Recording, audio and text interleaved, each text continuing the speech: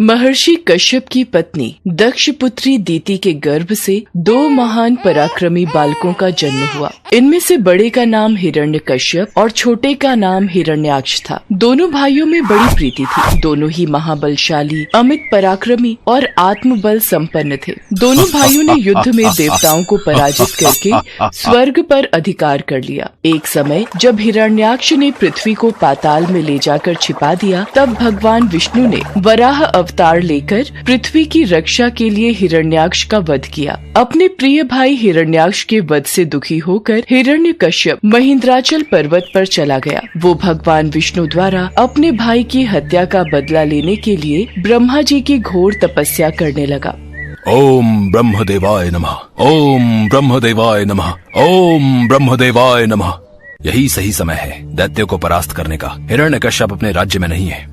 देवराज इंद्र, फिर तो हम दैत्यों पर आक्रमण कर देते हैं। इस तरह विचार करके देवताओं ने हिरण्यकश्यप के राज्य पर आक्रमण कर दिया और उन्हें राज्य विहीन कर दिया। दैत्यगण इस युद्ध में पराजित हुए और पाताल लोक को भाग गए।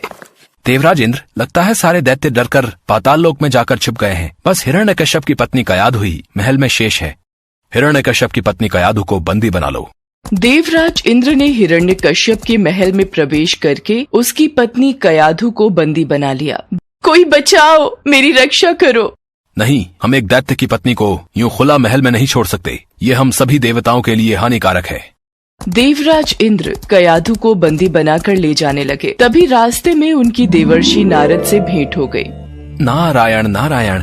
देवराज इंद्र, कयाधु को कहाँ लेकर जा रहे हो? देवर्षि नारद, इसके गर्भ में हिरण्यकश्यप का अंश है। अगर वो जीवित रहा तो एक दैत्य और जन्म ले लेगा। मैं ऐसा कदापि नहीं होने दूंगा। नहीं देवराज इंद्र, कयाधु के गर्भ में पल रहा शिशु आगे चलकर भगवान विष्णु का परम भक्त बनेगा। इसे मारना तुम्हारी शक्ति के बाहर है, अतः इसे छोड़ दो।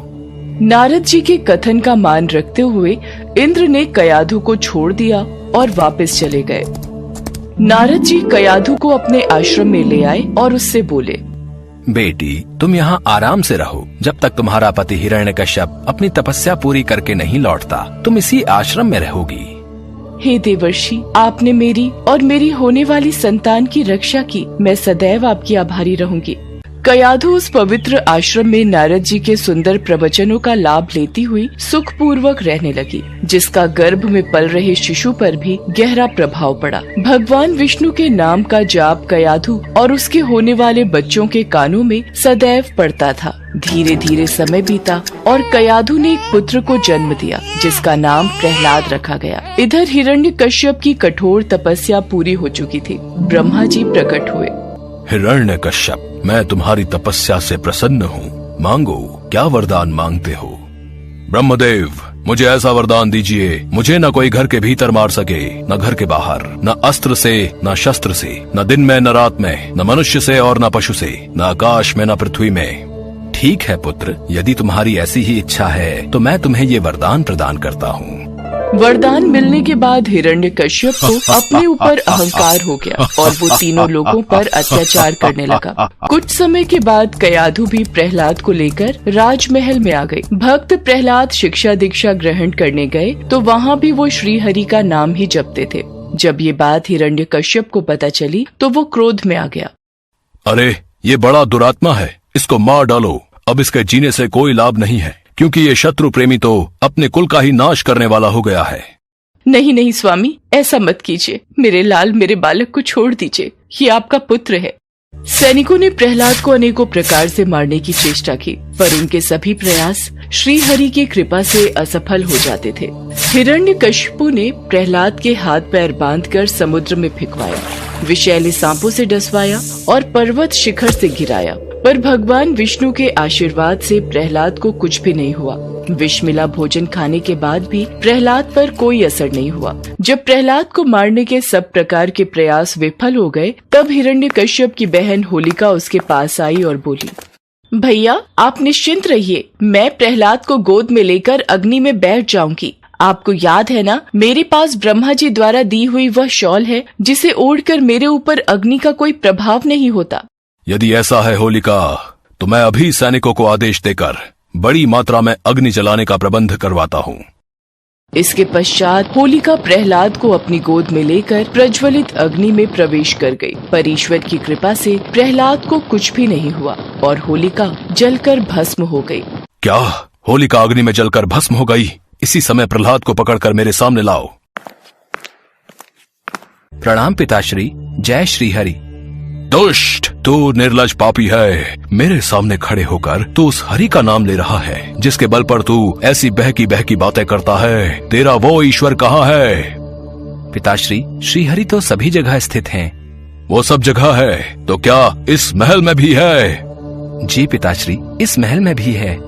वो यदि यहाँ है तो मुझे इस खंभे में क्यों नहीं दिखाई देता? क्या तेरा वो विष्णु इस खंभे में भी है? जी पिताश्री, मुझे तो मेरे प्रभु श्री हरि इस खंभे में भी दिखाई दे रहे हैं। इस विष्णु भक्त प्रहलाद को इस खंभे से बांध देता हूँ। देखता हूँ तेरा हरि तुझे कैसे बचाता है। तभी कयाधु दौड़ती हुई आती है और हिरण्यकश्यप से विनती करने लगती है।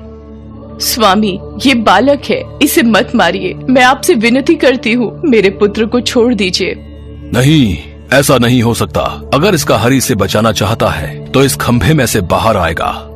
प्रहलाद आंखें बंद किए जय श्री हरि नाम का जाप कर रहा था। ये देखकर क्रोध के मारे हिरण्यकश्यप स्वयं को संभाल नहीं सका और उसने बहुत जोर से उस खंभे पर आघात किया। उसी समय उस खंभे को तोड़कर एक विचित्र प्राणी निकलने लगा जिसका आधा शरीर सिंह का और आधा शरीर मनुष्य का था। ये देखकर प्रहलाद सहित सभा में खड़े सभी लोग घबरा गए। यही भगवान श्री हरि का नरसिंह अवतार था। उनका रूप बड़ा भयंकर था। उनकी तपाए हुए सोने के समान पीली पीली आंखें थी। उनकी दाढ़ें बड़ी विकराल थी और वे भयंकर शब्दों से गर्जन कर रहे थे। उनके निकट जाने का साहस किसी में नहीं हो रहा था। ये देखकर हिरण्यकश्यप सिंहनाद करता हुआ हाथ में गदा लेकर नरसिंह भगवान पर टूट पड़ा। तब भगवान नरसिंह और हिरण्यकश्यप के बीच युद्ध आरंभ हो गया। नरसिंह भगवान ने हिरण्यकश्यप को झपट कर दबोच लिया और उसे सभा की चौखट पर ले जाकर अपनी जांघों पर गिरा लिया और बोले, हे हिरण्यकश्यप, ब्रह्मा जी के वरदान का आदर करते हुए मैं तेरा वध कर रहा हूँ। न दिन है न रात है, संध्या बेला है, न घर के भीतर न ही बाहर। मैं तुझे चौखट पर मार रहा हूँ। न ही मनुष्य और न ही पशु, बल्कि मेरा आधा शरीर मनुष्य और आधा शरीर पशु का है। मैं तुझे किसी अस्त्र या शस्त्र से नहीं, बल्कि मैं तुझे अपने नाखूनों से मार रहा हूँ। इतना कहते ही नरसिंह भगवान ने अपने नाखूनों से हिरण्यकश्यप के कलेजे को फाड़कर उसे पृथ्वी पर पटक दिया। फिर वहां उपस्थित अन्य असुरों और दैत्यों को खदेड़ कर मार डाला। भगवान नरसिंह का क्रोध बढ़ता ही जा रहा था। वे हिरण्यकश्यप के सिंहासन पर विराजमान हो गए। उनकी क्रोधपूर्ण मुखाकृति को देखकर किसी को भी उनके निकट जाकर उनको प्रसन्न करने का साहस नहीं हो रहा था। देवताओं के आग्रह पर माता लक्ष्मी उनके निकट आईं और भगवान के उग्र रूप को देखकर वे भी भयभीत हो गईं। तब ब्रह्मा जी ने प्रहलाद से कहा, पुत्र प्रहलाद, अब तुम ही भगवान नरसिंह को शांत कर सकते हो। जाओ, उनके समीप जाओ। प्रहलाद भगवान नरसिंह के समीप जाकर हाथ जोड़कर उनके चरणों में बैठ गए और भगवान नरसिंह के क्रोध को शांत किया। तत्पश्चात भगवान नरसिंह प्रहलाद को प्यार करने लगते हैं और प्रहलाद के आग्रह पर वो भगवान विष्णु के रूप में आते हैं और प्रहलाद को आशीर्वाद प्रदान कर अंतर्ध्यान हो जाते हैं।